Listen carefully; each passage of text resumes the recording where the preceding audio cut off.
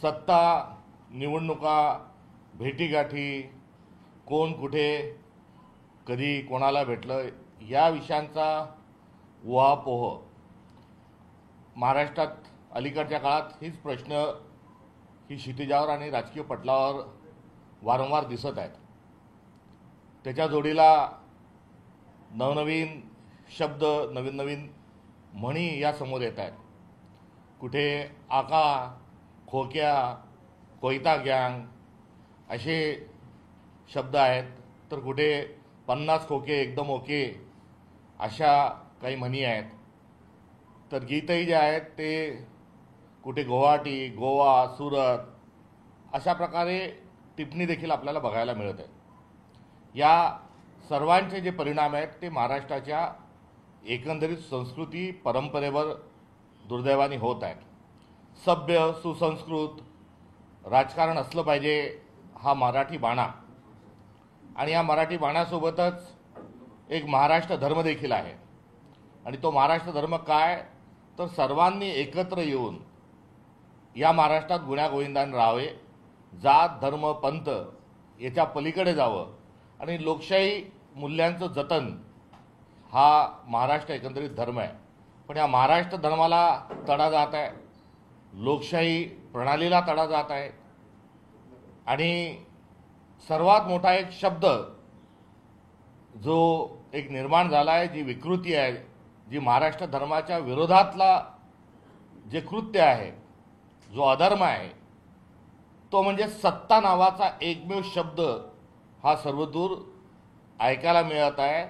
त्याचंच गुंजन होत आहे आणि हे गुंजन ना महाराष्ट्र धर्माला पचणार आहे, ना परवडणार आहे, ना पुढील राजकारणाला हे झेपवणार आहे।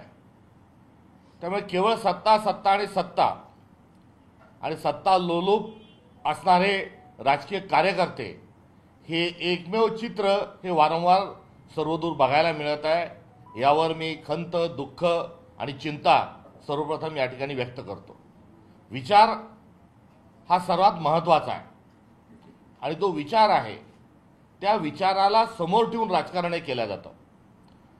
स्वातंत्र्यपूर्वीच्या काळात आयडिया ऑफ इंडियाला डोळ्यासमोर ठेवून आंदोलन निर्माण केलं झालं आणि नुसतं स्वातंत्र्य म्हणजे सत्तेचं हस्तांतरण नाही, तर व्यवस्था परिवर्तन हा विचार घेऊन आपलं स्वातंत्र्य संग्राम उभा राहिला आणि त्या स्वातंत्र्य संग्राम हा विचारातून उभा राहिल्यामुळे आपल्या संविधानाचं, महान संविधानाची निर्मिती झाली। तिथे जर विचारच नसता, केवळ सत्ता असती, तर इंग्रजांच्या खुर्च्यांच्या जागी आपण बसलो असतो। मात्र व्यवस्था परिवर्तन हे स्वप्न होतं, एक विचार होता आणि तो विचार होता सामाजिक न्यायाचा विचार होता, समतेचा, बंधुत्वाचा विचार होता। आणि या सर्व महान अशा आध्यात्मिक परंपरेपासूनचा जो विचार आहे, जो समाजवादी विचार आहे, हा विचार पुढे ठेवून आपल्याला स्वातंत्र्य मिळालं आणि त्याची फळं ही आजवर त्याच्याच अनुषंगाने आपल्याला चाखायला मिळत आहेत। मात्र आता एक माणूस दुसऱ्या पक्षात जातो, तो कशासाठी गेला रे बाबा, तो म्हणतो सत्ता आहे म्हणून गेलो। काही पक्ष जी फुटतात आहेत ते फुटत असणारे आणि जुळत असणारे जे काही पक्ष असतील तेही काय सांगतात आहे, तर सत्तेशिवाय लोकांची कामं होत नाही किंवा सत्ता ही आवश्यक आहे। तर विचाराचं काय, विचार हा स्वाभिमानाशी निगडीत आहे, विचार हा राष्ट्राशी निगडीत आहे, विचार हा अध्यात्माशी, धर्माशी निगडीत आहे। आणि केवळ तुम्ही सत्तेचा जेव्हा विचार करता तेव्हा या सगळ्या गोष्टी आपण डुबवतात हा त्याचा स्पष्ट अर्थ होतो। आणि या सर्वांमध्ये केवळ मला आपल्या सगळ्यांच्या माध्यमातून एवढंच सांगायचं आहे की विचाराचं काय हे एक मोठं संकट आहे। केवळ सत्ता आणि सत्ता जर आपण म्हटलं तर आगामी काळात एक प्रचंड मोठ्या सामाजिक समस्यांना आपल्याला सामोरं जावं लागेल। हे एक अर्थस्वरूपाचं एक जी हाक आहे ही अभिनिवेशाच्या पक्षाच्या पल्ल्यात जाऊन ही काँग्रेसचा प्रदेशाध्यक्ष या नात्यानं, एक कार्यकर्ता या नात्यानं, नवे तर एक नागरिक या नात्यानंही विचारांचं काय, आणि लढाई ही विचारांची झाली पाहिजे। आणि केवळ सत्तेची लढाई झाल्यामुळे पैसा फेक तमाशा देख नावाचं एक नाटक दुर्दैवाने आपल्या सगळ्यांच्या नशिबी बघण्याचा एक दुर्मिळ आणि अशा प्रकारचा एक प्रसंग आज हा येऊन ठेपलेला आहे। यातून आपल्याला बाहेर निघलं पाहिजे आणि मतांची भिन्नता ही मान्य आहे आणि त्यातून एक सभ्य सुसंस्कृत राजकारण यावं। मात्र सत्तेचा जो नंगा नाच आहे हा कुठेतरी थांबला पाहिजे आणि यासाठी सर्व स्तरातून प्रयत्न व्हावेत हे विनम्र स्वरूपाचं आव्हान करतो. जातीनिहाय जनगणना हा बाब महत्त्वाचा मुद्दा आहे आणि जातीनिहाय जनगणना भाजपने करणार असं जाहीर केलं. केंद्रीय कॅबिनेटने निर्णय घेतला आणि जातीनिहाय जनगणनेच्या अनुषंगानं एक व्यापक स्वरूपाची चर्चा ही देशामध्ये जनगणना करण्याच्या पूर्वी झाली पाहिजे. कारण ही जातीनिहाय जनगणना म्हणजे नुसतं हा शिरं मोजण्याचा कार्यक्रम नाही, डोके मोजण्याचा कार्यक्रम नाही, तर याचा जो आशय आहे तो सामाजिक स्वरूपाचा आहे आणि यामध्ये माहिती कशा स्वरूपात भरल्या जाणार आहे, कशा स्वरूपात माहिती द्यायची आहे, त्यामुळे प्रशासन पातळीवर आणि नागरिक पातळीवर याची चर्चा होणं अत्यंत आवश्यक आहे.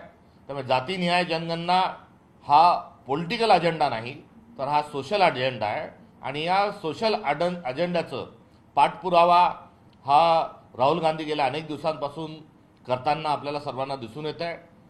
हा जातीनिहाय जनगणना जी केल्या गेली याचा जो निर्णय घेतला गेला याचं श्रेय राहुल गांधींचं आहे एवढं म्हणून आम्हाला थांबता येणार नाही.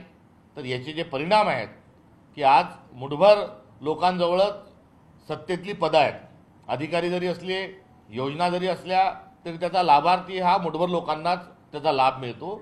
त्यामुळे जेवढी जनसंख्या आहे तेवढंच हिस्सा हा सगळ्यांना मिळाला पाहिजे, हे सरळ गणित यामागचं आहे.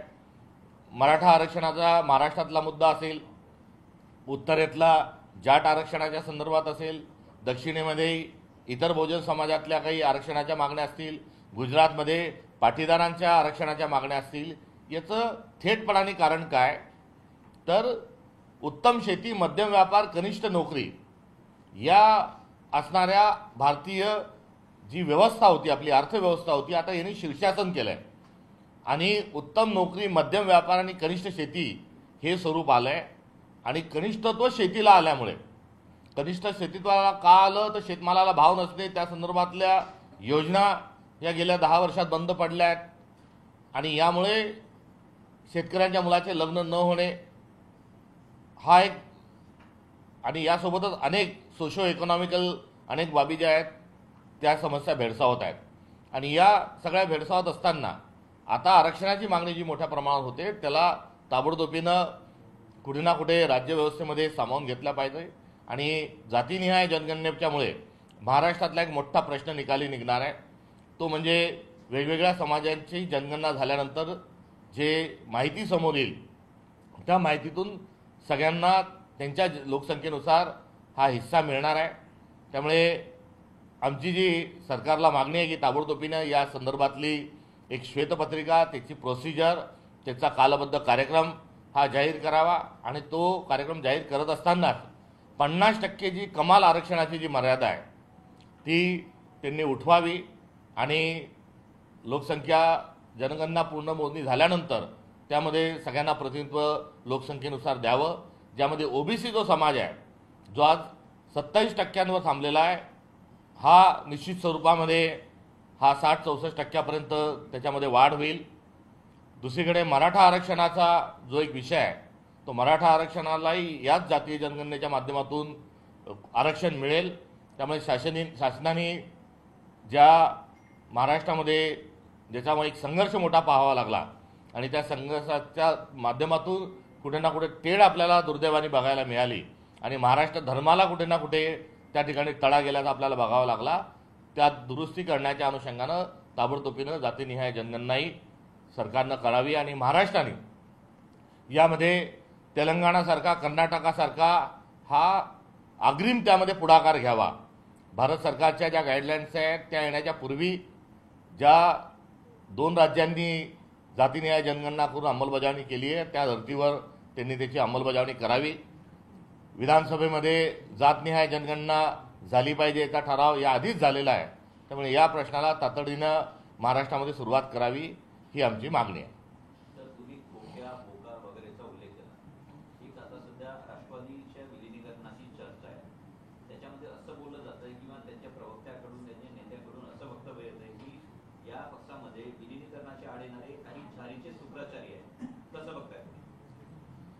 एकंदरीत जी या सत्ता हा परवलीचा शब्द आणि सर्व काही जे आहे सब कुछ सत्ता हे एक विकृत एक आकर्षण निर्माण झालेलं आहे. या अभिलाषेतून आणि या स्पर्धेतून जी शब्दावळी बाहेर येत आहे ती असभ्य आहे आणि ह्या असभ्यतेच्या माध्यमातून कुठे ना कुठे याचे दुष्परिणाम हे महाराष्ट्राच्या लोकजीवनावर, समाज जीवनावर आणि भविष्यावर होणार आहेत. त्यामुळे एका पक्षाने हे म्हटल्यावर लगेच त्याच्यावर दुसऱ्या पक्षाने ते बोलावं, हा काही नैले पे दैले टाकावा, हा राजकारण हा काही खेळ नाही.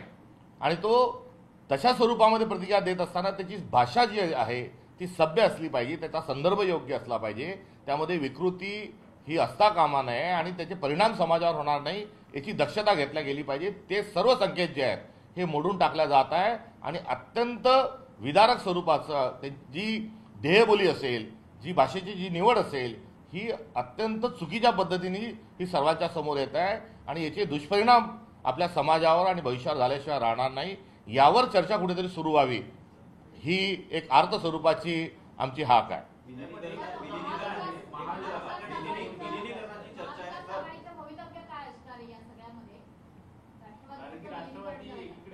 आघाडीमध्ये अस्वस्थता आहे का या अनुषंगाने?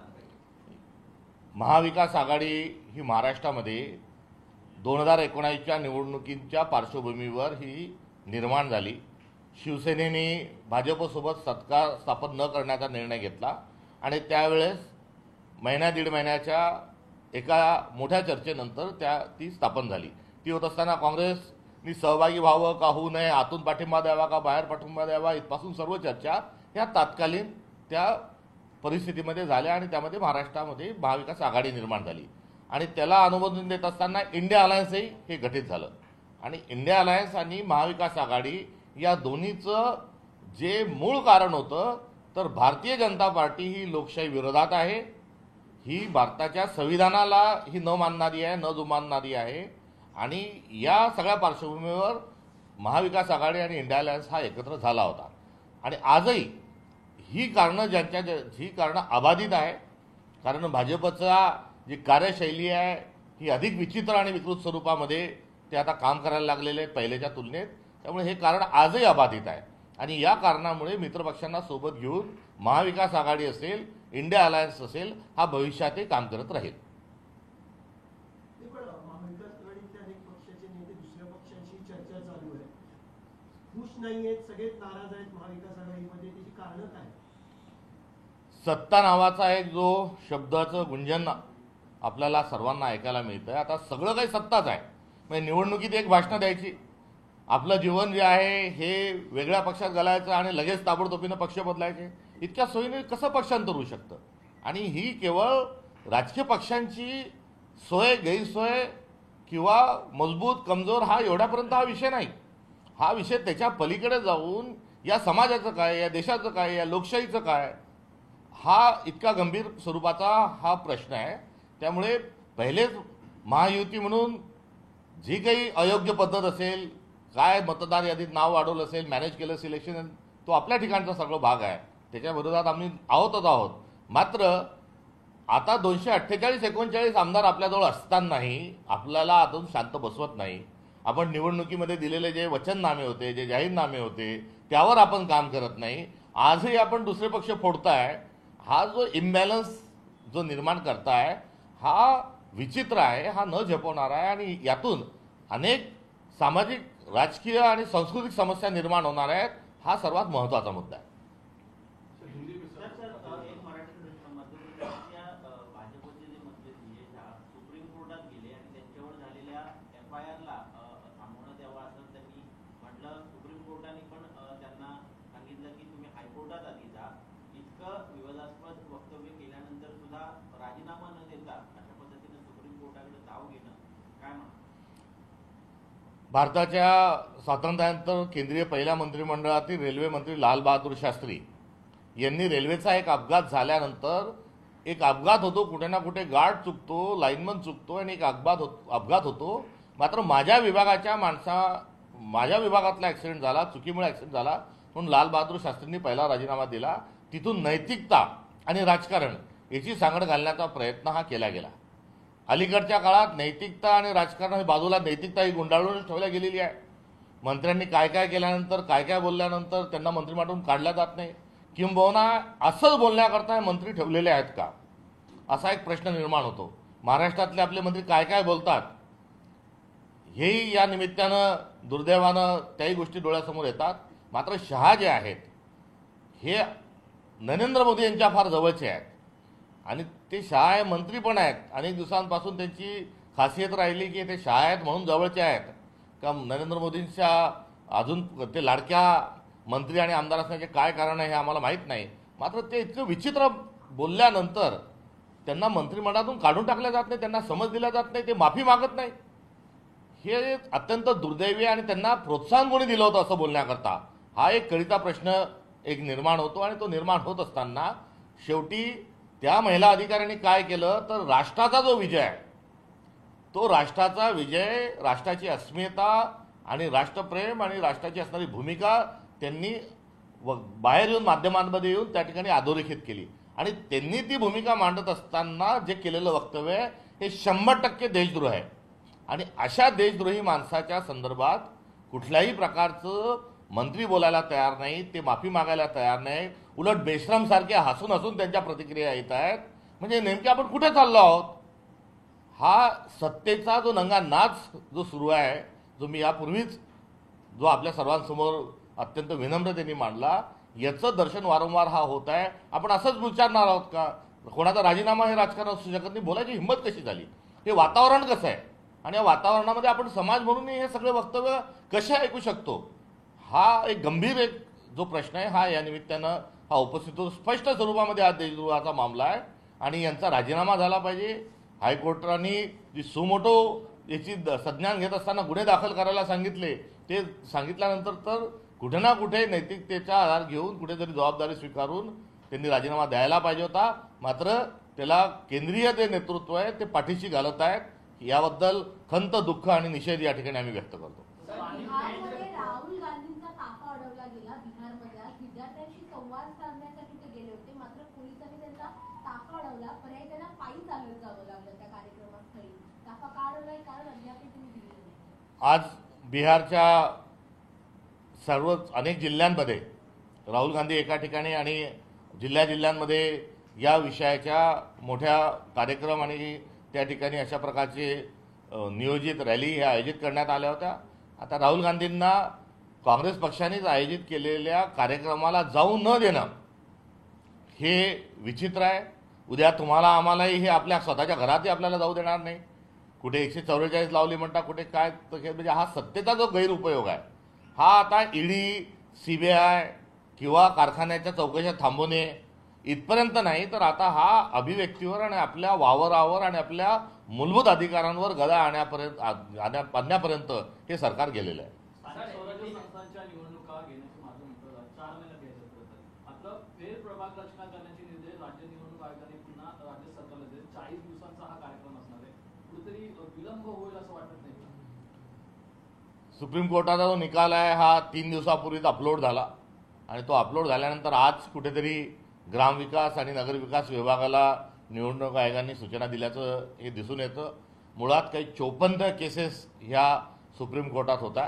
त्यामुळे त्याच्यामध्ये जातीनिहाय आरक्षणाचा विषय होता आणि प्रतिनिधित्व म्हणजे एका प्रभागातून कितीचा असेल किंवा संख्या किती असावी असा तो अत्यंत सरकारने जाणूनबुजून क्लिष्ट केलेला तो सर्व एकंदरीत त्याचं प्रारूप स्वरूप होतं. आणि यातून कुठलीही पळवाट न काढता आता सरकारनं या निवडणुका घ्याव्यात हीच आमची त्यांच्याकडून असणारी अपेक्षा आहे. नाहीतर पुन्हा एखादं काहीतरी खुसफुट काढून या निवडणुका लांबू नये आणि असं करण्याचं कारस्थान जर सुरू असेल तर निश्चित हा सत्तेच्या विकेंद्रीकरणामध्ये त्यांनी आडवं येऊ नये एवढं या निमित्ताने सांगावं. महापालिका निवडणुकांसाठी सुद्धा आता वेगवेगळ्या महाविकास आघाडीमध्ये तयारी सुरू आहे. एक नुकतीच बैठक सुद्धा दिल्लीमध्ये पार पडलेली आहे. तर काँग्रेस एकंदरीत या निवडणुकीला घेऊन किती गंभीरपणे आता काम करते आणि अंतर्गत वाद काँग्रेसमधले काही मधल्या काळामध्ये वगैरे म्हणजे त्याचा मुद्दा आहे. महाराष्ट्र प्रदेश काँग्रेस कमिटीमध्ये कुठल्याही प्रकारचे वाद नाहीत. 3 दिवसापूर्वी दिल्ली स्तरावर पक्षश्रेष्ठींच्या समवेत बैठक संपन्न झाली. त्या बैठकीतही एक दिलाने एकजुटीने महाराष्ट्र प्रदेश काँग्रेस कमिटी त्या ठिकाणी कार्यरत असण्याचं देखील हे सिद्ध झालं आहे.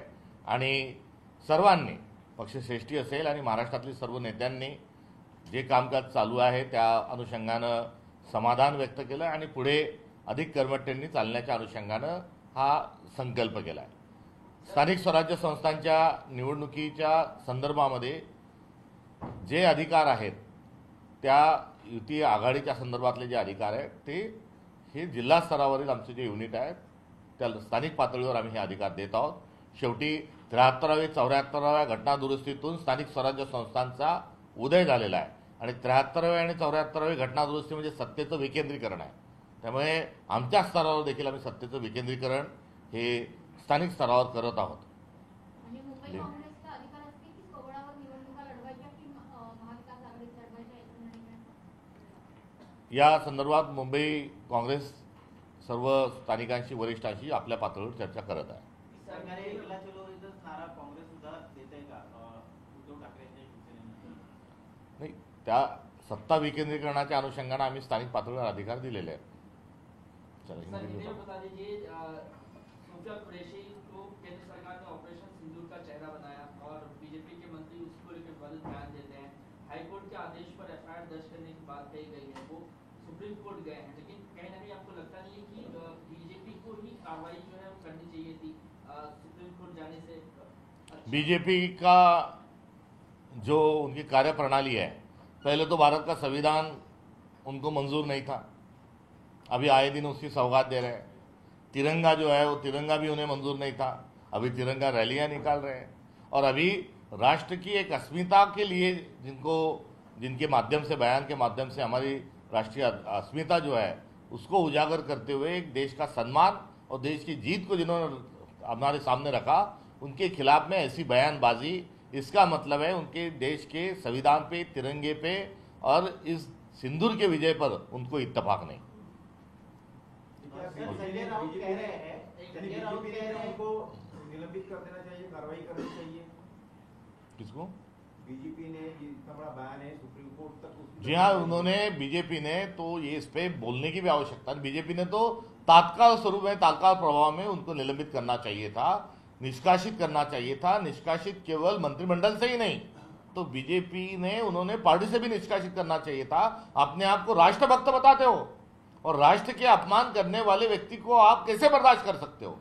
उनका जो बयान है ये देश का अपमान है, ये वीरता का अपमान है, ये देशद्रोह है.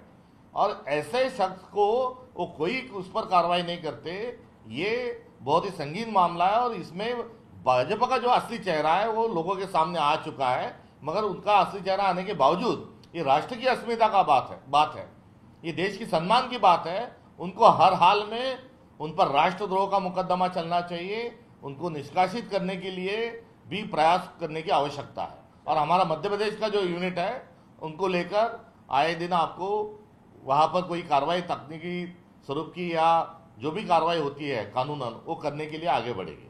सर, संजय राउत कह रहे हैं कि चाहे वो विजय शाह हो या कोई भी शाह हो, वो कभी भी देशभक्त नहीं हो सकता. ये सारे शाह देशद्रोही है.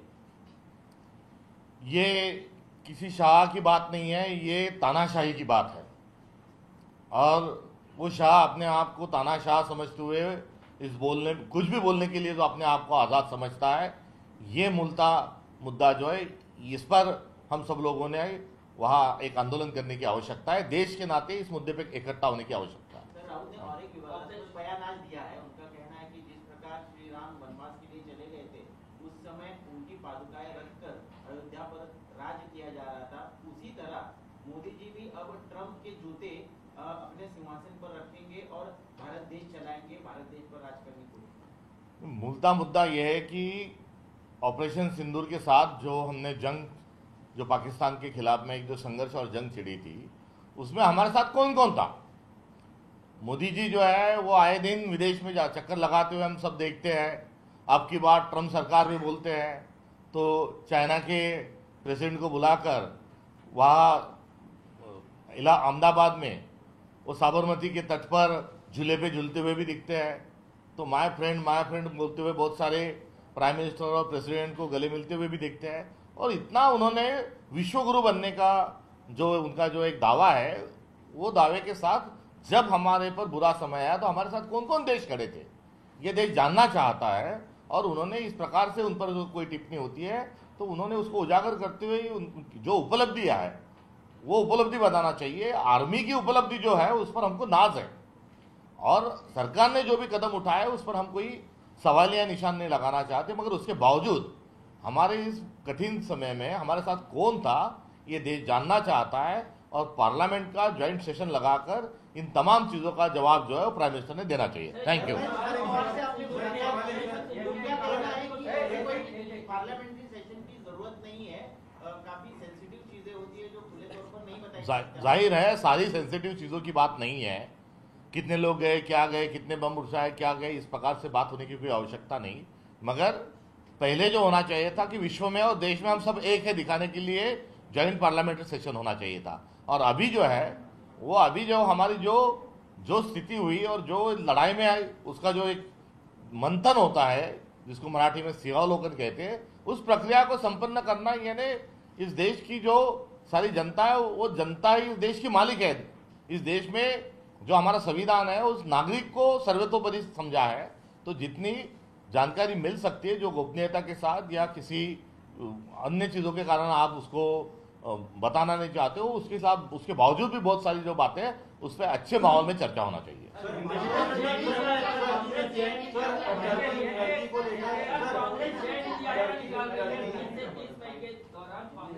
जैन यात्रा निकाल रही है, क्या ये जो तिरंगा रैली बीजेपी की तरफ से निकाली जा रही है उसका काउंटर है? देखो, भारत माता सबकी है और भारत माता की जय बोलने का सबको अधिकार है, और कांग्रेस तो भारत माता की जय बोलते बोलते ही आजादी तक और आजादी से अभी तक चलते आई है। भारत माता की जय बोलने के बाद अंग्रेजों ने कोड़े बरसाए, उसके बावजूद भी हमने वंदे मातरम बोला, भारत माता की जय बोला। तो ये भारत माता जो है उसका और तिरंगे की जो हमारी आन बान शान है, ये हमारे लिए कांग्रेस के लिए सर्वतोपरि है। जो लोग तिरंगे को नहीं मानते थे अभी वो भी तिरंगा यात्रा निकाल रहे हैं, मैं उनको भी बधाई देता हूँ, और उसमें कोई काउंटर की आवश्यकता नहीं। सब लोग आकर मिलकर ये राष्ट्र प्रेम को उजागर करें, ये हम सब लोगों ने मिलकर करना चाहिए। सर, एक सवाल हिंदी और चीन को लेकर जो है बायकॉट चल रहा है देश में, लोग स्वयं जो है बहिष्कार डाल रहे हैं, और खबर ये है कि भारत के ऐसे 9 से 10 एयरपोर्ट है जहां पर टर्की का ऑपरेशन चलता है, उनकी हैंडलिंग चलती है। ये क्या आप सरकार से मांग करना चाहेंगे? नहीं, इसमें सरकार ने वाघा बॉर्डर पर अपनी सीमाओं से पाकिस्तान जाने वाला जो व्यापार है वो उन्होंने बंद किया, मगर क्या कांडला बंदर से और अन्य अडानी के बंदर से पाकिस्तान को जाने वाली और आने वाली चीजों को रोका? ये भी एक बहुत बड़ा सवाल है। आप वाघा बॉर्डर बंद कर देते हो, मगर कांडला से और अन्य अडानी के यदि पोर्ट से यदि पाकिस्तान के साथ यदि ट्रेड चल रहा है तो ये क्या चल रहा है, ये भी सवाल हम सरकार से पूछते हैं। क्या कांग्रेस के सामने चुनौती होगी अगर शिवसेना, शिंदे सेना और एमएनएस साथ? नहीं, अभी जो चीज अभी हुई नहीं है उस पर कोई टिप्पणी करने की कोई आवश्यकता नहीं।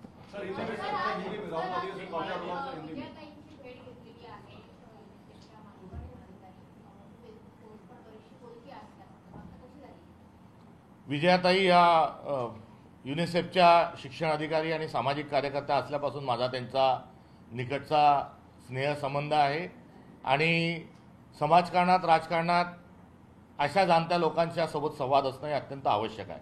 मी जिल्हा परिषद अध्यक्ष असताना सिंदखेड राजा जे छत्रपती शिवाजी महाराजांच्या माता जिजामातांचं जन्मस्थळ आहे, तिथे महिलांच्या शिक्षणाची परिस्थिती अत्यंत दयनीय होती, मुलींची शाळेची गळती मोठी होती। तेव्हा त्यांच्यासोबत केलेल्या कामातून ऋणानुबंध जुळला होता, आणि आज 25 वर्षानंतर पुलाखालून बरंच पाणी जात असताना त्या ठिकाणी निश्चित त्या कार्यक्रमाच्या अनुषंगाने आम्ही बरंच काही करू शकलो। मात्र आज अनेक पातळीवर महाराष्ट्रात आणि भारतात जी एक विचित्र आणि एक लोकशाही विरोधात जी परिस्थिती निर्माण झाली त्याच्यावर साधक बाधक चर्चा झाली, आणि एवढंच नव्हे तर त्यांनी त्यांच्या स्वतःच्या खात्यातून महाराष्ट्र प्रदेश काँग्रेस कमिटीला 5,000 रुपयाचा त्यांनी देणगी देखील दिली आहे। ही रक्कम कमी अधिकचा विषय नाही, मात्र त्यांच्यासारख्या आणि लोकांच्या आश्रयावर आणि त्यांच्या मदतीने जर पक्ष चालत असेल तर असाच विचार हा पुढे जाऊ शकतो, कारण लोक आश्रयावर आणि लोक सहभागावरच कोणची राजकीय आणि सामाजिक चळवळ पुढे गेली पाहिजे। ती कोणत्या खोक्यातून आणि कोणत्या बोक्याच्या माध्यमातून ती आली नाही पाहिजे, ही माझी भावना। आणि त्या निमित्तानं त्यांनी दिलेली ही आज दिलेला पहिला त्यांचा माझा प्रांताध्यक्ष झाल्यानंतरचा जो चेक आहे हा माझ्यात उत्साह भरून गेला. यापूर्वी अनेक सामाजिक कार्यकर्त्यांशी अशा स्वरूपाचा संवाद झाला होता. येणाऱ्या काळात या सर्व लोकांना सोबत घेण्याचा नव्हे तर त्यांच्या ज्या सूचना आहेत त्या सूचना हा कार्यक्रमात आणि पक्षामध्ये आणण्याचा माझा प्रयत्न राहील. आणि आपण विजयाताईंचा प्रश्न विचारल्याबद्दल मी आपला आभारी आहे. सर हिंदी में सर राहुल गांधी का अपना रुका कैसे हिंदी में?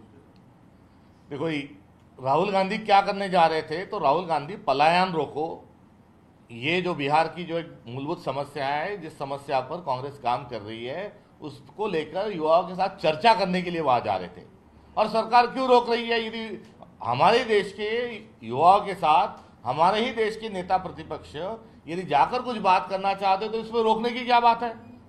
आप किसी के साथ बात कर रहे हो और उसमें यदि रोकते हैं तो इसका मतलब है कि इनको जनतंत्र और लोकतंत्र मंजूर नहीं है. और हमारा जो देश है वो तानाशाही की तरफ ये लेके जा रहे हैं, खुला इसमें से दिख रहा है. Thank you.